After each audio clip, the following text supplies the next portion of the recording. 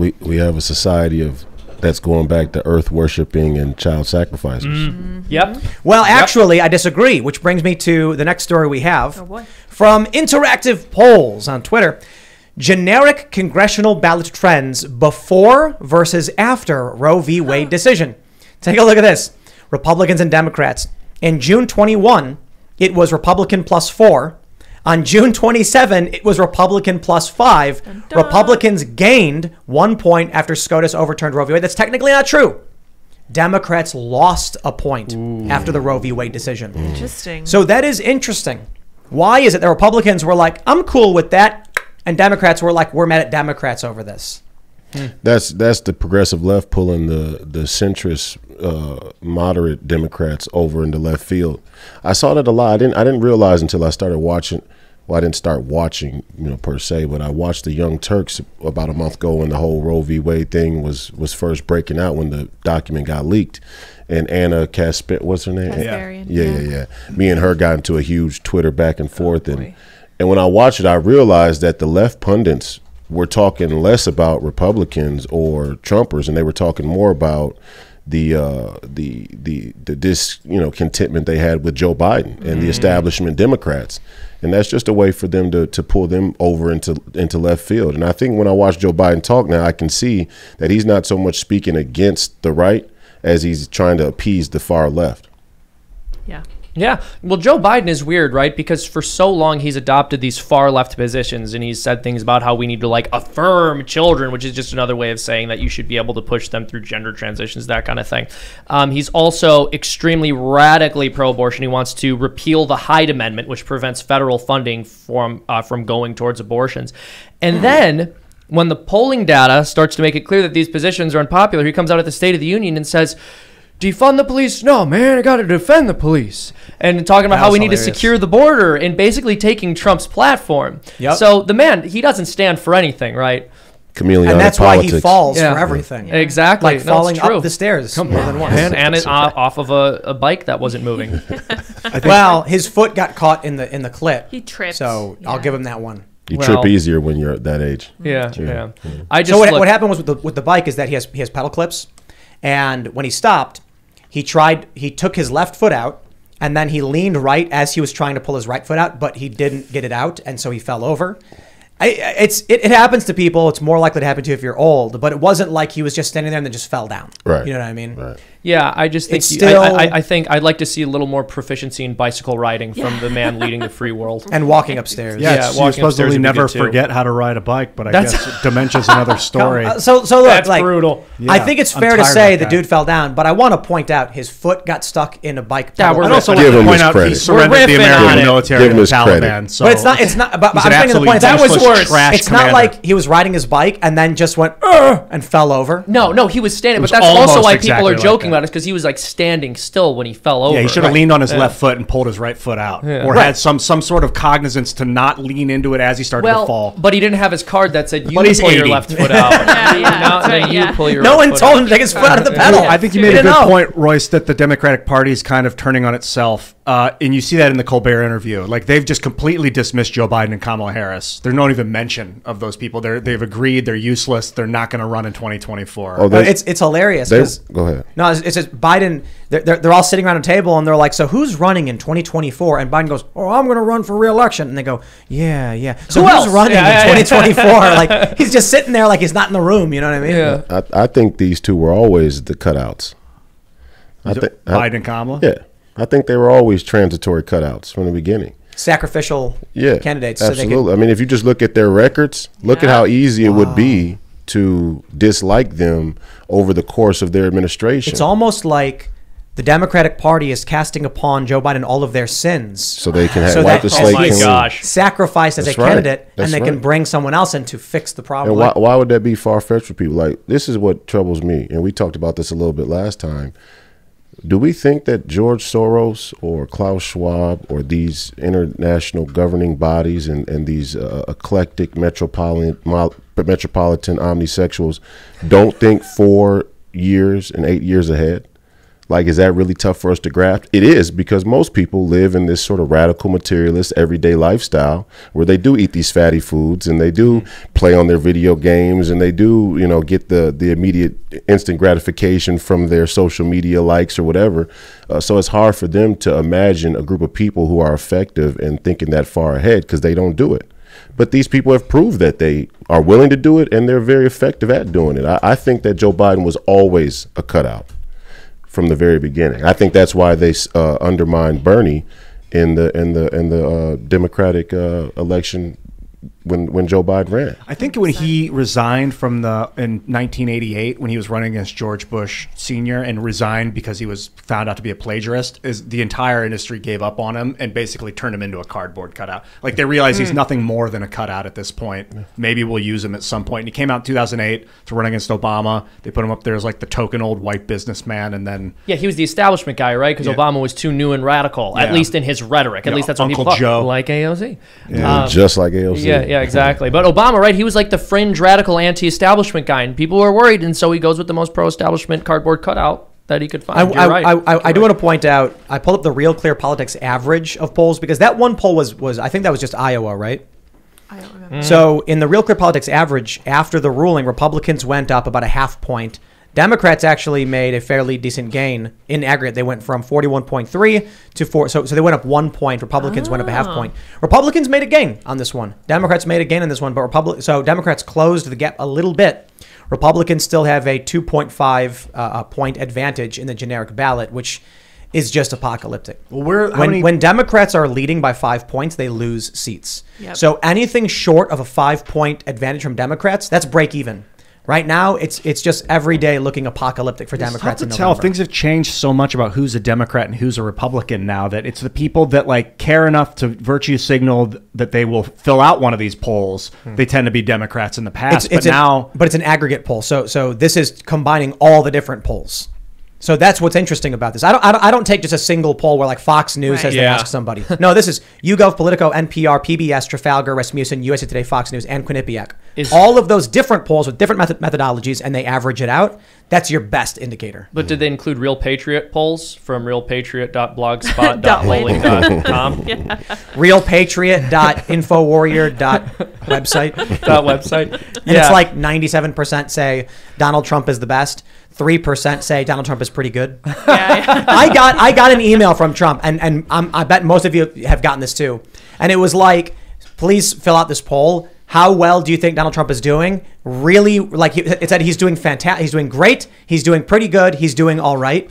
And I'm like, it's only positive. Like, the only options were like, he's doing good in some way. Gotta love it. Yeah, I know. That's Trump, man. Yeah. That's what Trump is. My fear right now in politics is that, again, to reiterate the ability for people to look ahead, the establishment to look ahead, that a lot of these Republicans are not really Republicans, or they're not really conservatives. I think that a lot of the I think it's understood that the politics in America are going to go in ebbs and flows, and that right now the Republicans are on the rise, and they're going to do everything they can within the Republican establishment to put people forward who may even say that they're America first, but really aren't. And I'm seeing that in my own primary, but I see it as I look even across some of the people that Donald Trump endorsed, like Oz. Right. These people don't really fundamentally understand the ideas of America or the foundational values of America. And if they come to power, even if it's a Republican held, House, Senate, presidency, America could still be on a losing track with Republicans in office because the Republicans have been in on it. Oh, yeah. Well, we sort of joked about this a while ago when we were first going through this polling data. Which suggests that there will likely be Russian interference. But when we were looking through this polling data, I was just kind of joking about the fact that, and the Republicans might win in a landslide so they can not do anything. So they can just keep not doing anything. Sit on their hands and just say, slow down there, Democrat. Come on, you're going too fast. To be fair, though, I do rag on Mitch McConnell. He did basically get this Roe v. Wade thing. It's true. We were talking about that with Will. My issue, though, is like partly the reason I was thinking about this. Like, I'm still ragging on Mitch. For Republicans, he actually got this for them. For me, that wasn't a big issue for me. The issue was like I'm more libertarian. I'm not conservative. So for me, Roe v. Wade, I'm rather dispassionate on. And it goes back to the states. I'm kind of like, okay, that's federal government rescinding authority. That there's probably a lot of good things in that. My answer to Democrats on the left is they should be filing lawsuits at the state level on the same grounds at the federal level and then win in the states. What I want to see is Republicans win on policy grounds that they just don't engage on.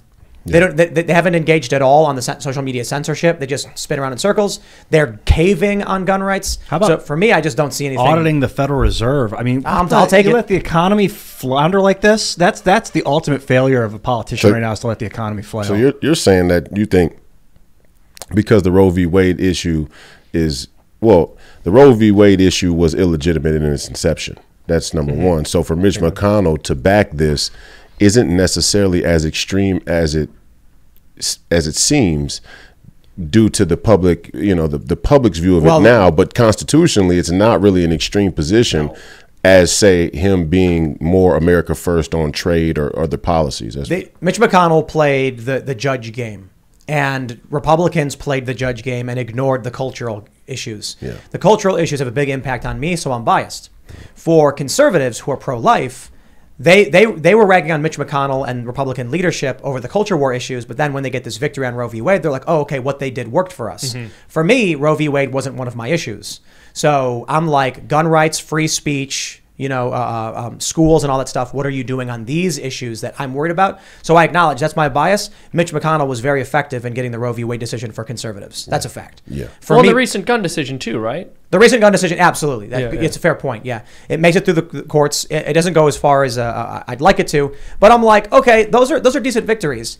I do think, and so credit where credit is due. As much as I'm still not a big fan of the Republicans because policy-wise they do very little, the judges did get some victories. But if the Republicans aren't adequately engaged in cultural issues, and if the Republican leadership won't go after Joe Biden, they won't go after the corruption, then like that's where I'm very concerned. Like, congratulations, you won in the courts. Pro-lifers got their thing, pro-gun people got their thing. What about Joe Biden being corrupt? What about the corruption from the establishment that went after Donald Trump? Why didn't the Republicans do more to stop what was happening in this system? I focus on that, and because of that, they're in on it. Oh yeah. They're in on it. That's why. Oh, I mean, you look at Pennsylvania. The Republican establishment. You look at Robbie Starbuck. The Republican establishment does not like Trump, MAGA, and the populist Republicans. And they're okay with it. The two sides of the coin is that the left has traded and this is a problem for most American people, but you can see it very well in the political dichotomy.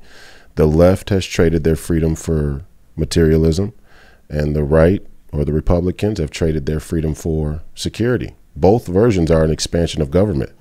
Most people have become okay with the idea that their American citizenship depends on the expansion of government. And Mitch McConnell is all for the expansion of government. This is the funny thing when AOC and Pelosi say that the Supreme Court's extremist or illegitimate.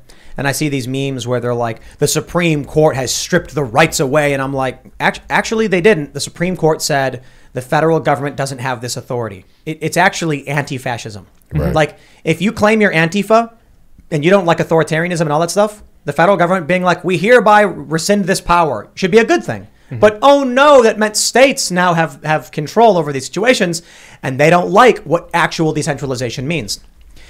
So when these Antifa and people and leftists come out and they're saying things like, we shouldn't have these authoritarian systems, they're actually saying we should. Because if you were to get rid of the federal government and decentralize everything, then all of a sudden smaller jurisdictions take authority in how they want to run things. Right. And all of a sudden you'll find when you get rid of the centralized authority, you're going to see white-only towns. You're going to see anti-LGBTQ towns. Right. You're going to see no more Roe v. Wade in red states. What they really are saying is they want the federal government to enforce their ideology on everyone. Their own politics. That's right. That's exactly right.